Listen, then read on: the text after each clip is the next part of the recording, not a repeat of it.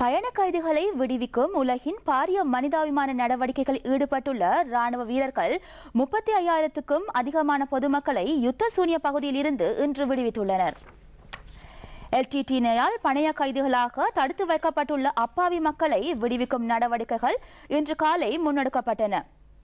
LTTஇன் பாதுகாப்பு அணைகளை தாக்கி அழித்து முன்னேறி சென்ற படை வீரர்கள் மீது பயங்கரவாதிகள் கடும் தாக்குதல் மேற்கொண்டனர். அதனை வீரத்துடன் எதிர்கொண்ட படை வீரர்கள் தொடர்ந்தும் பணைய கைதிகளை விடுவிக்கும் பணியில் ஈடுபட்டுள்ளனர்.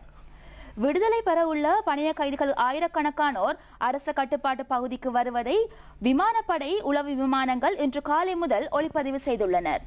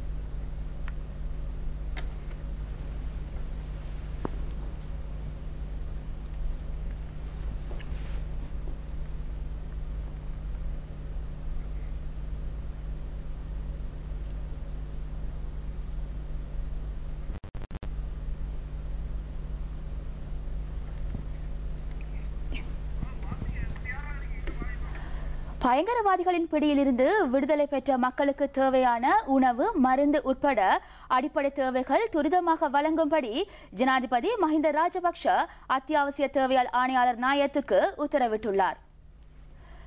வன்னிப்படை வீரர்கள் வந்ததை அடுத்து பல்லாயிரக்கணக்கான மக்கள் தற்போது படையினரின் கட்டுப்பாட்டு பகுதிக்குள் வந்த வண்ணம் உள்ளனர்.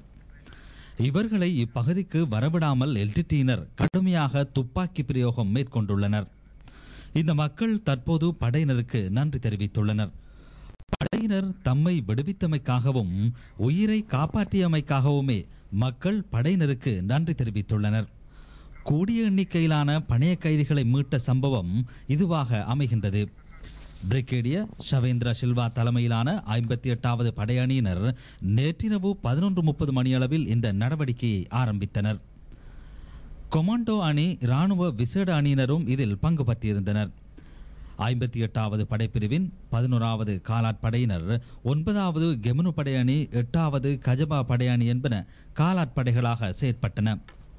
நள்ளிரவு களப்பை கடந்து மணல் அணை மற்றும் LTTயினரின் பதுங்குகுழிகளை அழித்து படையினர் யுத்த சூனிய வலயத்திற்குள் நுழைந்தனர். பொதுமக்களுக்கு பாதிப்பு ஏற்படாத வகையில் படையினர் புதுமாத்தளன் பகுதிக்குள் வந்தமை சிறப்பம்சமாகும். எனினும் LTTயினர் வழமை போலவே மக்கள் மீது தாக்குதல்களை நடத்தினர். இது தொடர்பாக பொதுமக்கள் கருத்து வெளியிடுகையில், நாங்கள் வரும்போது LTTயினர் எங்களை தடுத்தனர். நாங்கள் தப்பியோடி வந்தோம். LTTயினர் துப்பாக்கி பிரயோகம் மேற்கொண்டனர்.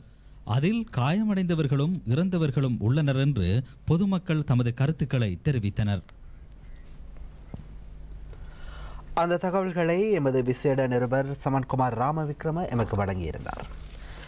பயங்கரவாதிகளின் பிடியிலிருந்து விடுதலை பெற்ற மக்களுக்கு தேவையான உணவு, மருந்து உட்பட அடிப்படை தேவைகளை துரிதமாக வழங்கும்படி ஜனாதிபதி மஹிந்த ராஜபக்ச அத்தியாவசிய சேவைகள் ஆணையாளர் நாயகத்திற்கு உத்தரவிட்டுள்ளார். வன்னிப்படை வீரர்கள் தற்போது பொதுமாத்தலன் யுத்த சூனிய வலயத்தில் பணைய கைதிகளை விடுவிப்பதற்கான மாபெரும் மனிதாபிமான நடவடிக்கையில் ஈடுபட்டுள்ளனர். இதேவேளையில் விமானப்படை தலைமை அலுவலகத்திற்கு திடீர் விஜயம் ஒன்றை மேற்கொண்ட ஜனாதிபதி தகவல் கண்காணிப்பு விமானங்கள் மூலம் பெறப்பட்ட காட்சிகளை கண்காணித்த வண்ணம் உடனடியாகவே சம்பந்தப்பட்ட பிரிவுடன் தொடர்பு கொண்டு இந்த உத்தரவை பிறப்பித்தார். LTTE பயங்கரவாதிகளின் தாக்குதல்களால் காயமடைந்தவர்களை விமான மார்க்கமாக வைத்தியசாலைகளுக்கு கொண்டு செல்ல நடவடிக்கை எடுக்கும்படி சம்பந்தப்பட்ட அதிகாரிகளுக்கு ஜனாதிபதி பணிப்புரை விடுத்தார்.